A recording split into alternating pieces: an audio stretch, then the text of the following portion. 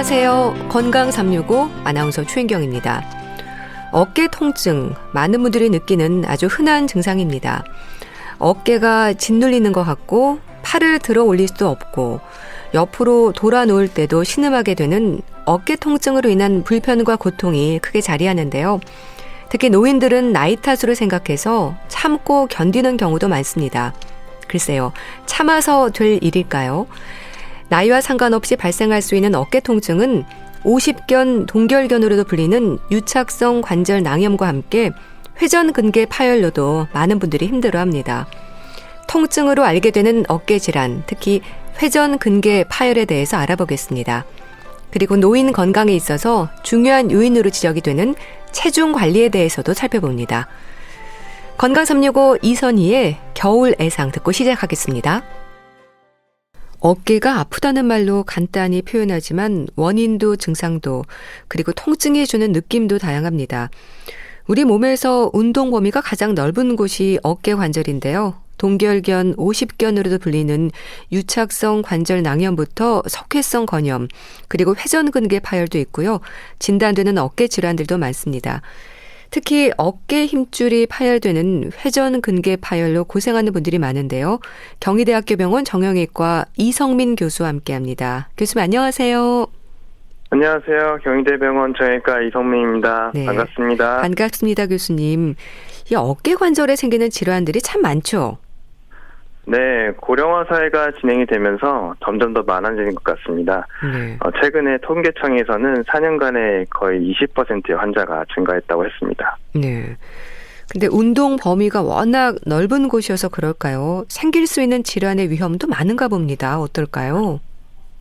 예, 저희 운동 범위는 어깨가 우리 몸에서 가장 넓은 관절이죠. 네. 360도 돌릴 수가 있으니까요. 근데 최근에는 골프를 좋아하는 사람도 많아지고 있고 선진국으로 들어서면서 고령에서도 스포츠를 아주 많이 즐기기 때문이기도 하고요. 네. 그리고 저희가 스마트폰을 볼 때 어깨를 장시간 동안 움츠리고 있는데요. 이 자세도 어깨에는 안 좋다고 보고가 되고 있습니다. 예.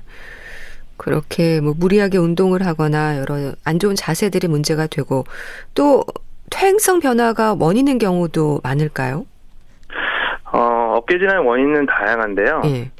회전근개 질환은 거의 다 퇴행성 변화로 인한 것으로 보시면 됩니다. 그리고 어깨에 돌이 끼는 석회성 건염이나 네. 오십견이라고 흔히 알고 계시는 유착성 관절 낭염은 나이랑 상관없이 발병을 하고 있습니다. 네. 퇴행성 변화라고 한다면 많이 써서 그런 거겠죠, 우리가 어깨를. 예, 그렇죠. 저희가 일상생활 하면서 팔을 계속 쓸 수밖에 없기 때문에 나이가 들면 들수록 어깨에는 결국은 축적이 되게 됩니다. 예. 그럼 이런 여러 어깨 질환들 중에서 회전근개 파열은 흔하다고 봐야 할까요? 생각보다 아주 흔한데요. 예. 60대에서는 인류의 한 반 정도가 회전근개 질환이 있다고 연구 결과가 보고가 되었습니다. 예. 그럼 회전근개는 어깨의 어느 부분을 말하는 건가요? 회전근개는 우리 어깨를 움직이게 해주는 근육인데요. 총 4개로 극상건, 극하건, 견갑하건, 소원근건 이렇게 구성이 되어 있고요. 예. 저희 수영 선수들을 보시면은 남자 선수들 보면은 이제 양쪽 어깨에 되게 빵빵한 근육이 있는데 예. 그 안쪽에 위치해 있는 것이 회전근개입니다. 예. 그럼 그렇게 말씀 주신 4개의 힘줄이 끊어지면서 문제가 생기는 건가요? 네, 맞습니다. 근데 운동선수라든지 이렇게 어깨를 아주 많이 쓰는 사람들이 아니더라도 일반인들도 회전근개 파열의 위험은 있다는 얘기인데 증상은 어떻게 나타납니까? 통증인가요? 예, 운동선수뿐만 아니라 일반인들도 회전근개 파열이 발생할 수 있고, 아까 말씀드린 것처럼 저희는 우리는 직립보행하면서 일생생활할 때 팔을 쓸 수밖에 없잖아요. 네. 그래서 평생 팔을 쓰면서 퇴행성 변화가 진행이 되면 회전근개 파열이 결국 발생을 할 수가 있습니다.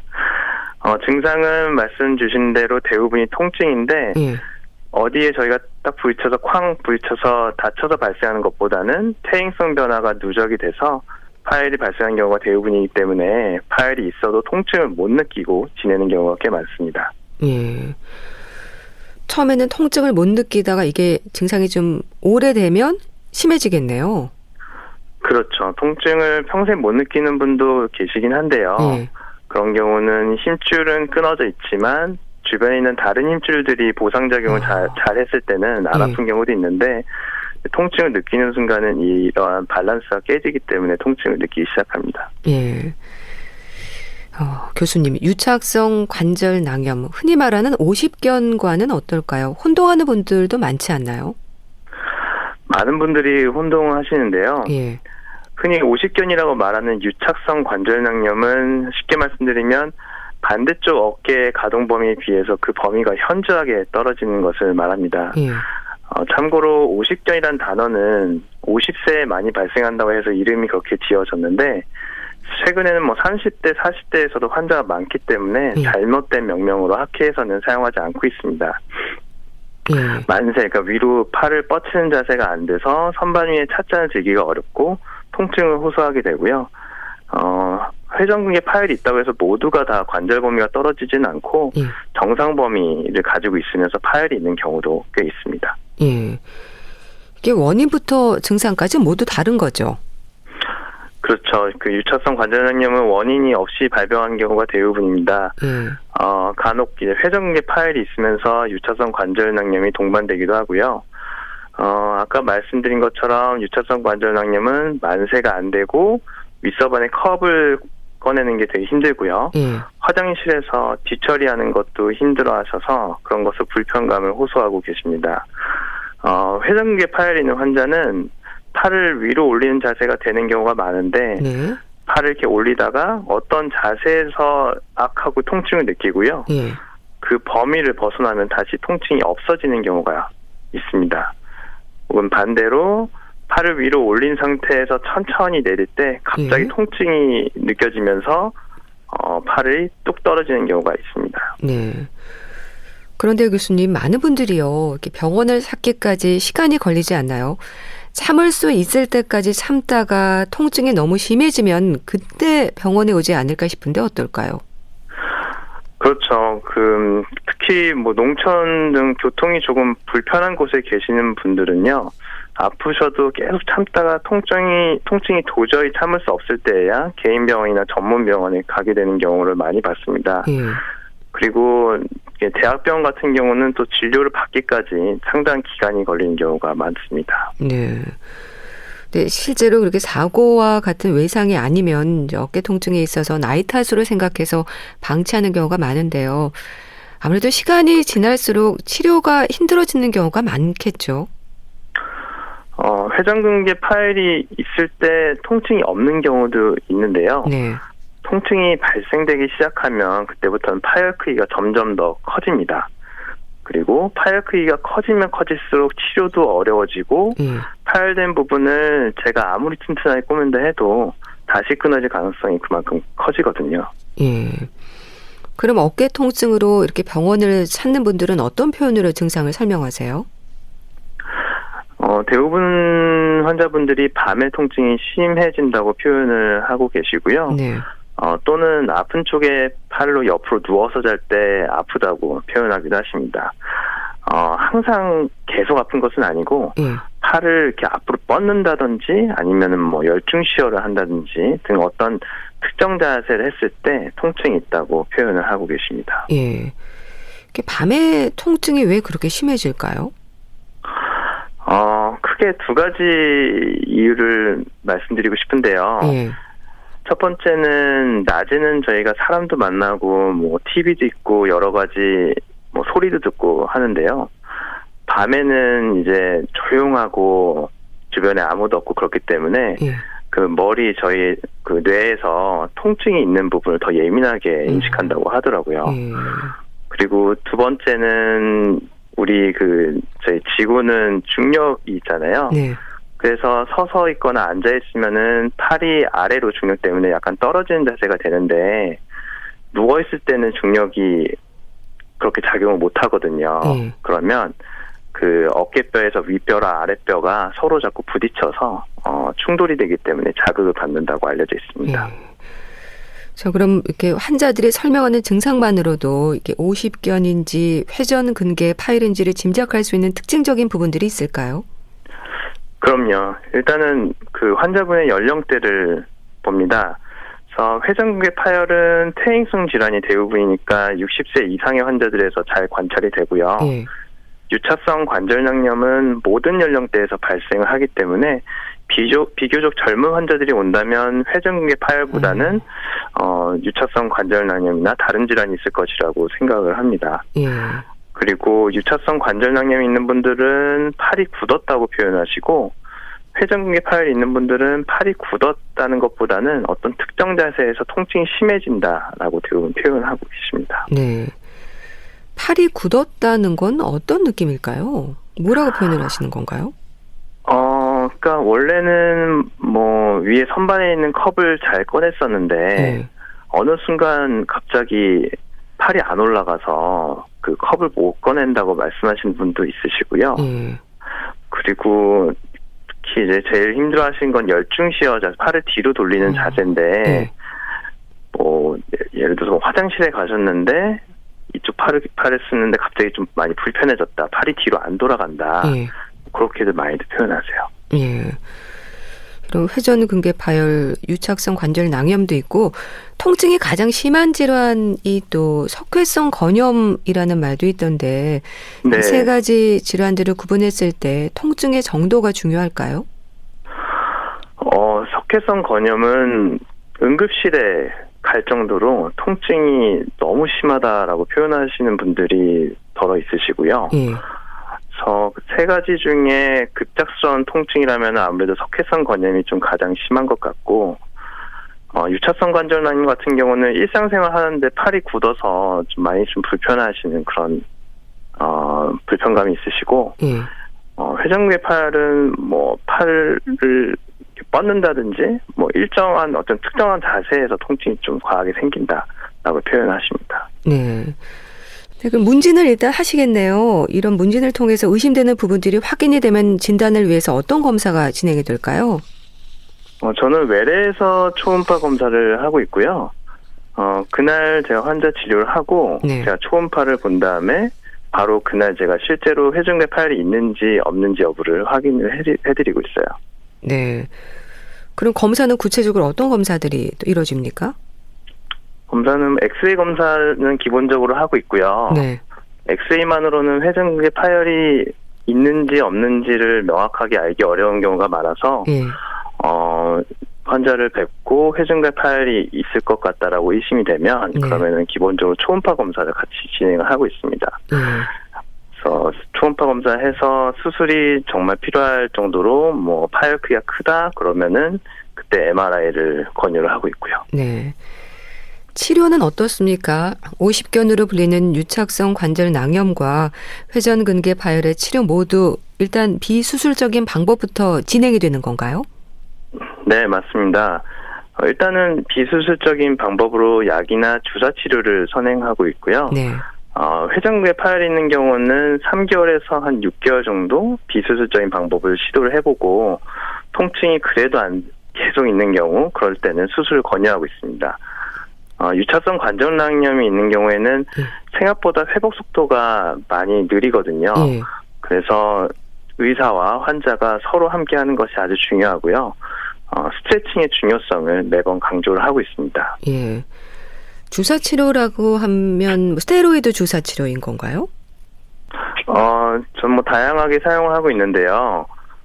스테로이드 주사 치료를 주로 사용을 하고 있고요. 스테로이드 주사는 일반적으로 뼈 주사라고 알려져 있고, 그래서 환자분들께서 부담을 느끼는 경우가 있긴 한데, 아무래도 스테로이드 주사 치료가 그 효과가 여러 논문에서 입증이 된 효과적인 치료 방법 중 하나이고요. 그 간격에 대해서는 아직 정해진 것은 없지만 일반적으로 저는 간격을 3개월로 해서 주사 치료하고 있고 이 간격이라면 크게 부작용 없을 것이라고 생각을 합니다. 네. 그럼 그 밖에도 이제 약물 치료라든지 운동 치료, 또 물리 치료와 같은 방법들이 진행이 될 텐데요. 어느 정도의 치료 기간이 필요한지도 궁금합니다. 네, 회전근개 파열이 있으면 주변에 염증이 있는 경우가 있기 때문에 진통소염제를 처방해드리고 있습니다. 그리고 유차성 관절낭염이 있는 분께는 약물 치료를 하면서 스트레칭 운동의 중요성을 늘 강조하고 있고요. 하루에 2분, 3분이면 끝나는 운동이고, 네.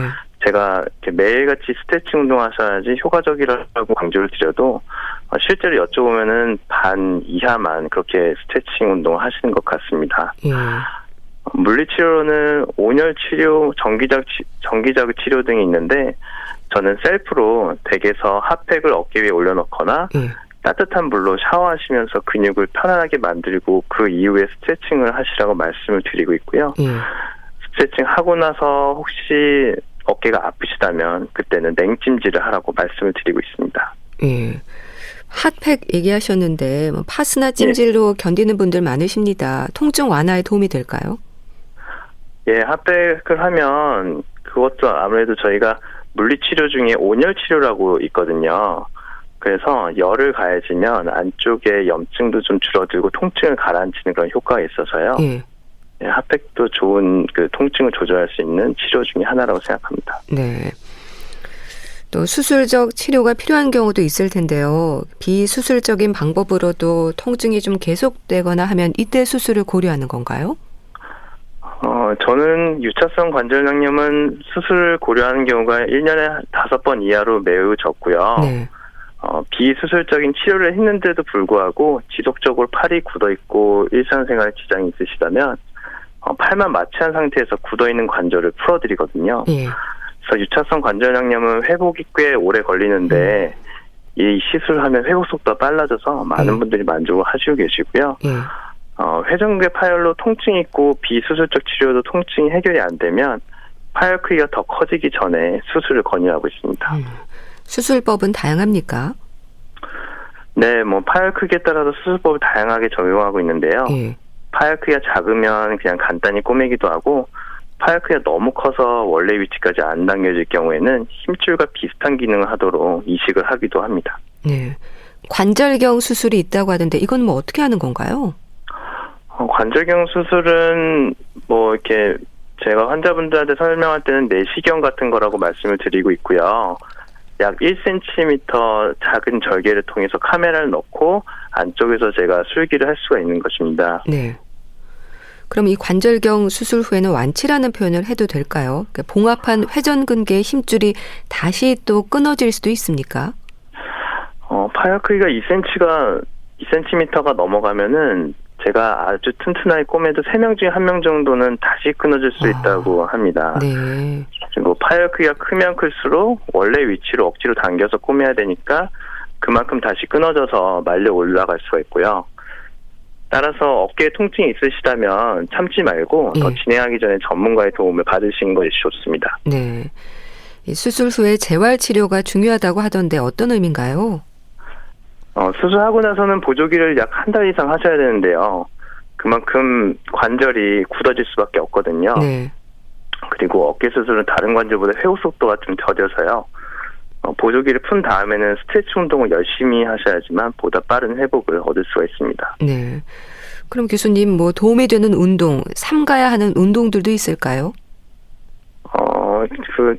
현재는 이제 코로나로 조금 힘들긴 하지만 수영을 하면서 근력을 키우면 좋을 것 같습니다. 그리고 어깨에 통증이 있으시면은 수영할 때 자유형이나 저형보다는 편안하게 평형을 하시는 것이 좋고요. 그리고 저는 어깨에 통증이 있을 때는 어깨에 체중이 실리는 팔굽혀펴기 같은 운동은 자제를 하라고 말씀을 드리고 있습니다. 예. 스트레칭 계속 강조를 하셨는데 스트레칭은 어떻게 하면 될까요? 스트레칭은 어깨에 약간의 통증이 있을 때까지 하는 것을 기본으로 하는데요. 예를 들어서 오른쪽이 아픈 쪽이다 하면은 오른쪽 팔을 앞으로 만세한 자세에서 위로 천천히 올리는데 반드시 반대쪽 팔, 왼쪽 팔로 팔꿈치를 감싸 안고 왼쪽 팔을 이용해서 오른쪽 팔을 위로 점점 올리도록 합니다. 그래서 약간의 통증이 있으면 한 5초 정도 유지를 했다가 천천히 내려놓으시고요. 스트레칭 운동은 여러 가지가 있는데 특히 열중 쉬어 하는 자세를 가장 많이 힘들어 하시는데요. 열중 쉬어 자세는 할 때 스트레칭 운동은 아픈 쪽의 팔을 열중 쉬어서 하고 그리고 반대쪽 팔은 머리 위로 올려서 저희 때밀이 하는 것처럼 그런 자세로 수건을 잡고 천천히 아픈 쪽 팔을 위로 올리면 그러면 이렇게 스트레칭에 좀 효과가 효과적입니다. 네. 자, 교수님, 어깨 관절을 보호하기 위한 일상에서의 노력도 중요할 테고요. 또 무조건 참을 게 아니라 증상에 대한 빠른 대처가 치료 효과를 높이는 방법일 텐데요. 또 어떤 말씀을 해주실까요? 여러 번 말씀드렸지만 회전근개 파열은 시간이 지날수록 파열 크기가 진행을 할 수가 있고, 그리고 유착성 관절낭염은 회복 기간이 수년이 걸리기도 해서요. 일상생활에 큰 지장을 줄 수가 있습니다. 따라서 어깨에 통증이 있으시면 참지 마시고 주변의 전문가를 찾아가시는 것이 보다 빠른 회복 그리고 보다 좋은 결과를 얻는 데 큰 도움이 될 것 같습니다. 네, 말씀 잘 들었습니다. 오늘은 어깨 관절에 생기는 질환들에 대해서 알아봤는데요. 경희대학교 병원 정형외과 이성민 교수와 함께했습니다. 감사합니다. 감사합니다. KBS 라디오 건강365 함께하고 계신데요. 성시경, 박효신, 이석훈, 서인국, 빅스의 크리스마스니까 듣고 다시 오겠습니다.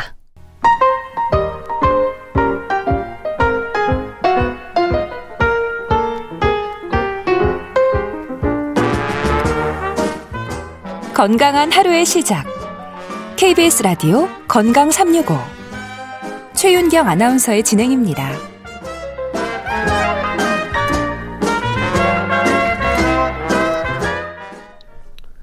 KBS 라디오 건강365 함께하고 계십니다. 적정 체중을 유지하기가 어렵다는 말을 합니다. 평생 다이어트라는 말도 있는 걸 보면 건강을 위한 체중 관리가 중요하다는 걸 실감하게 되는데요. 노인들에게도 비만은 여러 가지 질환의 가능성을 높이는 건강의 위험 신호입니다. 입에서는 당기고 건강을 위해서는 자제를 해야 하고 노력이 필요한 부분인데요. 분당 재생병원 영양내과 백현옥 교수와 함께합니다. 교수님 안녕하세요. 네, 안녕하세요. 네, 교수님 노인들에게도 비만은 피해 가야 하는 부분이겠죠? 비만이 건강에 좋지 않다는 것 모두 공감하시잖아요. 네. 고혈압, 당뇨, 고지혈증 같은 대사증후군, 심혈관계 질환뿐만이 아니라 네. 암이나 퇴행성 관절염 등 아주 많은 질환에 발병하고 관계가 있잖아요. 또 이렇게 뚱뚱해지면 넘어지기도 쉽고 그래서 부러지기도 쉽고 또 숨쉬기도 어려워지는 호흡곤란, 운동장애를 동반하기도 하고요. 이런 질환들로 인해서 사망률 증가시키는 거 공통적이죠. 노인이건 젊은 사람이건. 그렇기 때문에 역시 고도 비만 문제가 됩니다. 그렇기 때문에 과도한 비만은 피하는 것이 좋겠습니다. 근데 나이 들면 자연적으로 살이 빠진다는 말도 하지만요. 살이 빠지는 걸까? 근육이 빠지는 걸까에 대한 고민도 하게 됩니다. 어떨까요, 교수님? 네, 아주 중요한 고민이죠. 네. 우리 젊은 사람도 마찬가지지만 기껏 굶어서 뭔가 체중이 빠졌는데 그러고서 우르르 먹은 다음에 요요 현상이 일어나면 그게 다 근육은 빠지고 지방만 찌잖아요. 마찬가지로 왜 나이가 들수록 우리가 의도하지 않아도 사실은 체중이 감소하는 경향이 있잖아요. 우선은 활동량이 주니까 에너지 사용량 자체가 젊을 때하고 또 다르고 그다음에 테스토스테론이나 이런 성호르몬 그리고 성장호르몬 등의 호르몬 변화가 다 줄어들고 동반되기 때문에 이럴 경우에 근육을 잘 못 만들거든요. 그래서 인체 구성 성분이 당연히 변화하게 됩니다. 근육량이 감소하고 반대로 몸을 구성하는 지방 성분은 증가하는 이런 성분으로 바뀌게 되거든요. 이런 생리적 변화로 인해서 사실은 폐렴의 질환이나 혹은 환경적인 여러 가지 원인에 의한 급성 스트레스 그런 경우에 또 젊은이하고 다르게 노인이 반응하기 때문에요. 훨씬 더 빠르게 그리고 근육 위주로 또 몸에서 빠져나가니까 그런 면에서 고민 많이 하셔야겠죠. 그죠? 근데 참 비만, 과체중이라는 지적이 있을 때 사실 체중 관리가 어렵다는 생각을 하는 건 특히 노인들의 경우에는 팔다리는 가늘고 배만 나오는 경우가 많지 않나요? 맞아요. 바로 이런 경우가 노인만이 아니어도 전형적으로 팔다리의 근육은 사라지고 배만 볼록 나왔을 경우에 물론 타입을 보긴 봐야 되겠지만 대부분의 경우는 뱃속에 지방이 쌓이는 그런 복부 비만인 형태가 많잖아요. 그러니까 노인의 경우는 특히나 방금 말씀드렸듯이 테스토스테론이나 성장호르몬 감소하고 또 활동량도 감소하니까 근육이 줄고 또 활성산소는 증가하고 염증이 반응이 있으니까 그래서 소모성 대사성 질환으로 근육이 쉽게 소실한다. 따라서 상대적으로 지방이 쌓이는 양상이 지금 말씀 주신 팔다리는 가늘고 배만 나오는 양상이 되는 것 같습니다. 그러니까 팔다리가 점점 가늘어진다는 건 이제 근육이 빠져나가는 걸 의미할 텐데요. 근감소증의 위험이 바로 그런 거죠? 맞습니다. 우리 몸에서 제일 큰 근육이 사실은 하지 근육이잖아요. 그러니까 눈에 딱 띄죠. 그래서 특히나 이 하지 근육 소실로 있으면 당연히 눈에도 띌 뿐더러 암만 해도 운동 능력이 떨어지겠죠. 그래서 기능적으로 문제가 많이 되는 걸 우리가 알 수 있는데 요점은 팔다리 가늘어진다는 건 근육이 사라지니까 위험하다. 사실 그렇게 얘기를 할 수가 있습니다. 네. 그럼 근감소증이 위험한 이후 어떤 부분들이 지적이 될까요?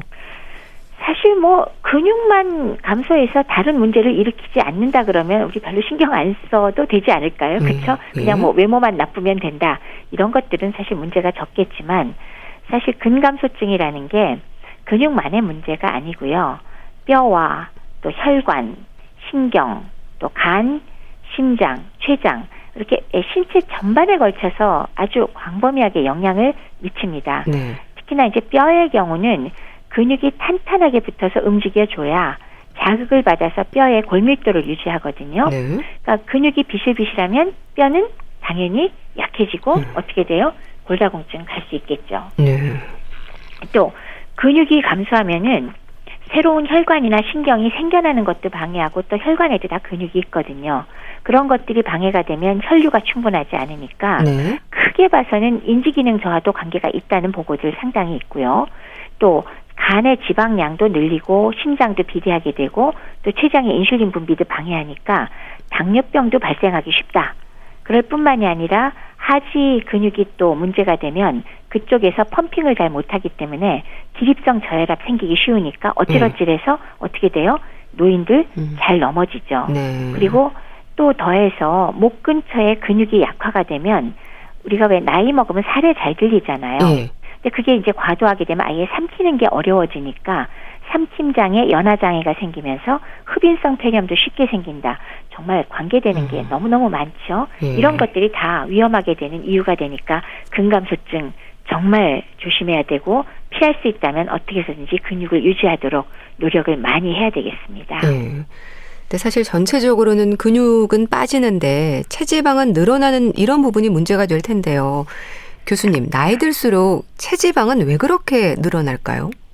말씀드렸다시피 기본적으로는 근육량이 감소하고 근력이 감소하는 근감소증이 일단 동반이 되잖아요. 계속 말씀드리지만 운동량 자체가 줄었다. 그다음에 테스토스테론이나 성장호르몬 같은 호르몬이 줄었다. 또 산화 스트레스가 심하다. 그래서 염증이 많이 생긴다. 이런 것들이 문제가 될 거고요. 그러면서 또 요게 생기면 또 신체 활동이 더 저하가 되니까 총 에너지가 감소가 되겠죠. 그리고 근육량이 감소하면 또 기초 대사량도 줄어들기 때문에 결국은 상대적으로 체지방이 늘어나는 결과가 나타날 수밖에 없습니다. 그래서 그런 게 문제가 되는 거죠. 그렇게 체지방이 높아지면서 비만이 되면 건강상으로 볼 때도 이제 혈관 건강을 비롯해서 전체적인 위험이 오는 거죠. 그렇죠. 지방이 많이 늘고 특히 그중에서도 복부 비만이 증가하면 우리 제일 먼저 얘기하는 것들 있잖아요. 상식적으로들 많이 아시지만 혈관 건강에 영향을 미친다. 동맥경화와 관계가 된다. 그럼 동맥경화하면 우리 딱 머리에 연상되는 질환들 쫙 나오잖아요. 심혈관 질환, 뇌혈관 질환, 당뇨병, 고혈압, 고지혈증 이런 것들이 이제 전체 건강에서 특히 나이가 들수록 문제가 되는 질환들의 가장 중요한 주범들 아닙니까? 그래서 건강에 문제가 되겠습니다. 그렇게 혈관 건강에 문제가 오고 팔다리가 또 가늘다 보니까 관절 건강에도 문제가 생길 텐데요. 그렇죠. 근육이 약화되면 아까 뼈도 약해진다 그러면서 동시에 관절이 움직이게 하려면 근육이 탄탄하게 움직여줘야 관절을 똑바르게 지지를 하잖아요. 관절이 흔들흔들하면 이 관절이 안 그래도 나이가 많이 드셔서 퇴행성 관절염으로 진행이 되는데 지지를 못하니까 이게 더 빨리 진행되고 또 통증이 있으니까 잘 걷지도 못하게 될 거고 중심이 안 잡히니까 넘어지기도 쉽습니다. 그리고 또 하지 근력이 퇴화가 되면 제2의 심장이라 그러는 이 종아리 근육이 제대로 작동 못하면 피가 심장으로 못 돌아가니까 기립성 저혈압도 생기기 쉽고 어지럽기 쉬우니까 넘어지기 쉬워요. 그러니까 관절뿐만 아니라 이제 뼈도 잘 부러지게 되는 그런 문제들이 생기니까 보통 일이 아닌 거죠. 그렇죠? 그래서 당연히 골절 위험도 높아지는 거고 참 악순환인데요. 그렇다면 교수님, 노인 건강에서 체형 변화에 대한 교육이 있어야 하지 않을까 싶습니다. 그러려니 하는 분들이 많잖아요. 맞아요. 내가 나이 먹었으니까 허리가 구부정한 거 당연해. 뭐 기역자로 굽혀져 있어도 아이고 난 나이 먹었으니까 당연해.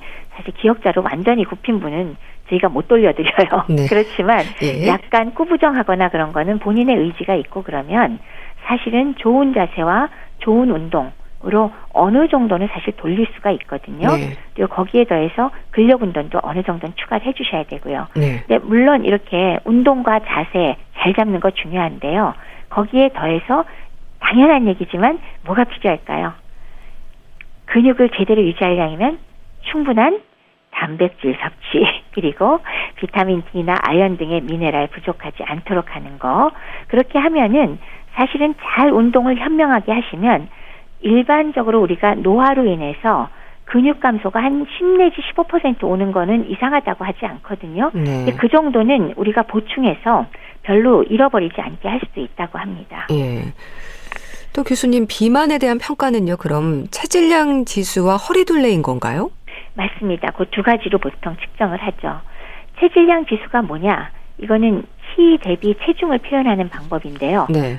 킬로그램으로 표현된 체중을 미터로 표현된 키의 제곱으로 나눠준 것이다 라고 얘기할 수 있고요. 그리고 허리둘레는 말 그대로 허리를 측정한 건데 짐작이 가시다시피 복부 비만을 측정하는 지표라고 할 수가 있습니다. 네. 그럼 특히 허리둘레가 그렇게 강조가 되는 이유는 뭔가요?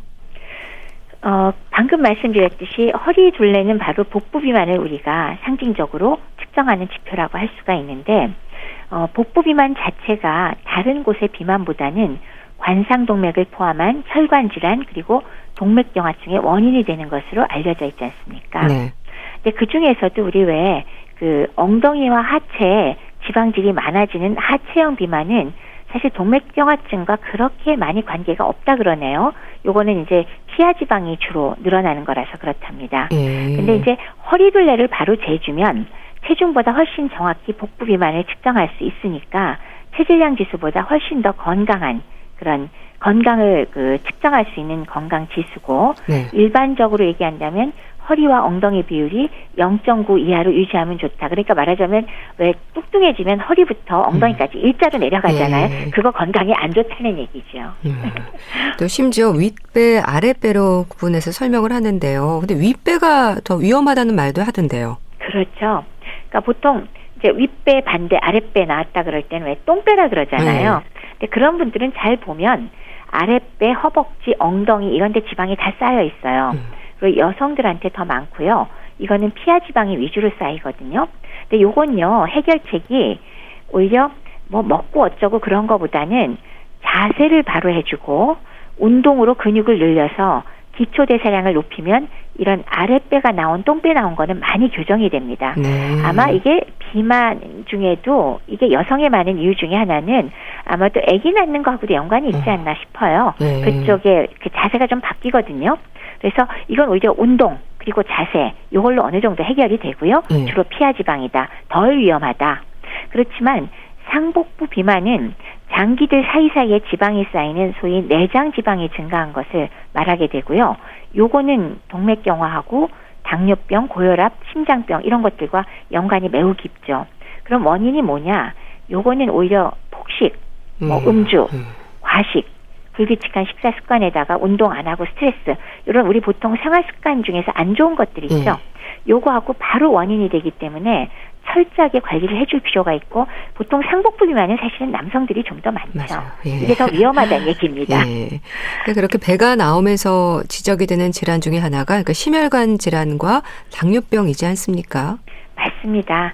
그러니까 이 비만, 특히 복부 비만이 건강에 해로운 이유 중에 우선 꼽는 게 이 비만으로 인해서 혈압이 높아지면서 그 혈관이 약해지고 그 동맥경화가 생기면서 심혈관 질환 그리고 뇌혈관 질환 그리고 당뇨병 당장 꼽습니다. 또 그것만이 아니라 혈청의 지질이 올라가는 그 나쁜 콜레스테롤과 중성지방을 증가시킬 수가 있고요. 총괄해서 인슐린 저항성이 생기면 전반적인 대사증후군하고 연관이 되니까 이런 것들이 뭉뚱그려서 생길 수 있다. 그리고 심지어는 이제 배가 많이 나오니까 호흡곤란하고도 연관이 있고 무호흡 증후군도 관계가 있더라. 이런 것들이 다 문제가 되는 게 되죠. 네. 근데 교수님, 뭐 어느 정도는 나이 들면서 이렇게 젊은 시절처럼 근육이 좀 자리하기를 기대하는 건 어렵지 않을까 싶기도 한데요. 맞습니다. 왜 보통 일반적인 노화에 의해서는 적어도 한 10 내지 15%는 어차피 근육이 감소한다고 생각은 하는데요. 아까도 말씀드렸다시피 신경을 써서 좋은 자세와 제대로 된 운동과 그리고 적절한 영양 섭취를 잘 해주면 사실 이 정도는 보완할 수 있다고 합니다. 그래서 쉽지는 않지만 노력하면은 어느 정도는 유지할 수 있다라는 말씀을 꼭 강조해드리고 싶습니다. 네. 또 몸의 변화에 따라서 에너지 사용이라든지 호르몬 변화에 대한 부분도 신경을 쓰면서 관리를 해야 하지 않을까 싶은데 어떨까요? 정확하죠. 어차피 갱년기 이후에는 여성이고 남성이고 그 성호르몬이 줄어드니까 가장 중요한 테스토스테론 감소하는 거 우리가 알고 있고요. 또 성장 호르몬도 전반적으로 주는데 바로 이 두 가지 호르몬이 근육을 합성하는 데 정말 중요하거든요. 그래서 이런 것들이 나이 먹으면서 점점 근육이 줄어드는 원인 중에 하나라고 생각은 하지만 금방 강조해 드렸듯이 좋은 자세를 유지하고 꾸준하게 적절한 운동을 해주시고 충분한 단백질 섭취 그리고 아연이나 비타민 D 등의 영양 성분도 반드시 제대로 균형 잡히게 공급하면은 사실은 관리가 가능하고 건강한 신체를 유지할 수 있다고 강조를 해드리고 싶네요. 네. 교수님, 또 이런 문제도 있죠. 비만을 두려워해서 다이어트로 굶기를 선택하거나 하면 이것도 문제이지 않을까요? 비만이 오로지 연령의 문제라고만 생각해서 제일 쉬운 거 굶자. 이거 젊은 사람들 많이 하죠. 그러니까 젊은 사람에게도 결코 좋은 건 아니지만 노인이 만약 이런 방법을 선택했다. 그러면 진짜 문제 더 커집니다. 자, 첫 번째, 우선 비만의 기준치가 노인은 젊은 사람과 다르기 때문에 그 소위 말하는 이상 체중에다가 똑같이 맞추면 안 된다는 거 첫 번째. 두 번째는 무조건 굶어버리면요. 단순 열량의 문제만이 아니라 몸을 유지하는 데 필요한 필수 영양소들이 있잖아요. 단백질, 필수 아미노산, 필수 지방산, 비타민, 미네랄 전부 모자랄 수 있는데 안 그래도 노인들은 아연이나 비타민 D 같은 거 원래 노화로 부족한 분들 많거든요. 근데 굶어서까지 이거를 부족하게 만들면 면역력 떨어지고 여러 가지 증상 나올 수 있으니까 위험해질 수 있다는 거. 그다음에 세 번째는 굶은 후에 어쨌건 많이 굶었으니까 뭐 주사제를 쓰건 먹는 걸로 하건 갑작스럽게 칼로리가 들어갔다고 쳐요. 그랬을 때 젊은 사람은 비교적 적응을 잘하면서 단지 지방으로 바뀌어서 그냥 뱃살만 찐다로만 가는 그런 문제가 생기지만 노인의 경우 아주 쉽사리 이렇게 재급식 증후군이라고 해서 리피딩 증후군이라고 해서 전해질이 갑자기 불균형이 나타나요. 그래서 저칼륨증, 저마그네슘 혈증, 그다음에 저인혈증 등으로 초반에 그냥 피로감 처지고 좀 몽롱해지는 정도지만 심하면 심부전증, 심장 아예 멎어버리는 일도 빠질 수가 있거든요. 이거 굉장히 위험합니다. 염두에 두고 있지 않으면 진짜 큰일 나는 수가 있어서요. 이런 것들을 감안하신다면 그 나이 드신 분이 설마 살 뺀다고 굶는 거 선택하실 이유가 전혀 없겠죠. 그건 너무 용감한 겁니다. 하시면 안 됩니다. 또 노인들에게는 이렇게 비만뿐 아니라 갑자기 살이 빠지는 것도 문제가 될 텐데 저체중으로 인한 위험도 크지 않나요? 네, 오히려 영양을 말씀드리고자 할 때 제 입장에서는 나이 드신 분들은 아주 극고도 비만은 물론 안 됩니다. 그렇지만 일반적인 얘기를 한다면 과체중이나 비만보다는 가장 사망률 높은 그룹이 저체중 그룹이거든요.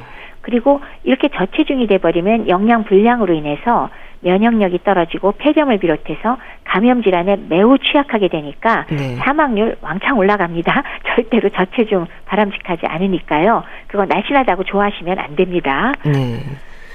그렇다면 이런 면역력을 비롯해서 적정 체중을 벗어나면서 생기는 여러 가지 문제들에 대해서 어떤 노력을 해야 될까요? 우선 그 고도 비만의 경우는 당연히 아시다시피 혈관 건강, 동맥경화 관련으로 여러 가지 질병을 유발하고 악화시키니까 안 되겠죠. 그렇지만은 노인의 경우는 노인의 대사의 특성상 왜 우리가 급성 스트레스라고 여겨지는 이벤트가 있을 때마다 뭐 예를 들자면 수술을 큰 걸 받았다거나 아니면 폐렴 같은 급성 질환에 걸렸다거나 아니면 뭐 요새 같은 코로나 질환도 있을 수 있겠죠. 이런 일이 벌어지면 매우 쉽게 매우 단시간에 급격하게 체중 감소가 되고요. 그게 잘 회복되지 않습니다. 예. 따라서 점점 나이가 들수록 저체중의 영양불량 상태가 되기 쉽기 때문에 그 결과로 면역력 저하되고 스트레스에 대한 저항력이 줄어드니까 사망률이 올라가는 거죠. 그렇기 때문에 사실은 비만이 아주 고도 비만이 아니라면 연세 높은 분들은 체중이 조금 많이 나간 데다가 너무 역점을 두지 마시고 예. 빠지지 않도록 조심하는 거를 저는 오히려 강조를 해드려야 될 것 같습니다. 예.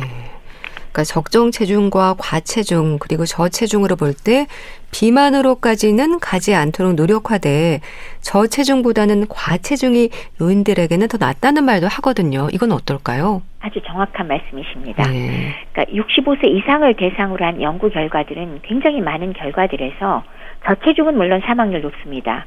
그렇지만 정상 범위의 체중을 가진 노인보다 소위 말하는 과체중 있죠? 비만 전 단계. 예. 이분들이 가장 사망률이 적습니다. 그 뜻은 정상 범위도 사망률이 최저가 아니란 얘기예요. 그러니까 살짝 비만이랄까? 그러니까 왜 비만 전 단계 정도 이게 가장 좋고 이럴 경우에 서양의 경우는 체질량 지수가 과체중 범주인 25에서 30이지만 이제 우리나라는 아시아 비만 기준에 따라서 23에서 25 정도면 사실 우리가 외양으로 봐서도 별로 뚱뚱하지도 않아요. 날씬해요. 네. 요거보다 오히려 좀 높은 사람에 따라서는 연구자에 따라서는 27까지도 건강 체중이다. 라고 얘기를 하기도 하거든요. 그렇기 때문에 과체중이 제일 바람직하다라는 말씀 다시 한번 드리고요. 진료실에서 만나 뵙는 분들이 딴 데서 하신 건강검진 결과지를 가져오셔서 예. 저 과체중이라고 살 빼기를 하라고 하는데요. 그런 분 사실 많습니다. 예. 근데 다시 한번 또 강조드리겠습니다. 내가 65세 넘겼다. 내가 노인 그룹에 들어간다 생각하시면 이상 체중이란 숫자에 절대로 나를 맞추지 말고 네. 내가 관절염으로 걷기 힘들거나 당뇨나 고혈압 같은 게 있어서 특별히 조절할 질환만 있지 않다면 개인별로 기준치를 정하실 때 과체중 범주에 들어가는 게 훨씬 더 건강 체중이라는 거 또 한 번 강조해 드리겠습니다. 네, 알겠습니다. 자, 오늘은 노인들의 체중 관리에 대해서 말씀드렸는데요. 분당 재생병원 영양내과 백현욱 교수와 함께했습니다. 말씀 감사합니다. 네, 감사합니다. 2AM의 이 노래 보내드리면서 인사드릴게요. 건강365 아나운서 최인경이었습니다. 고맙습니다.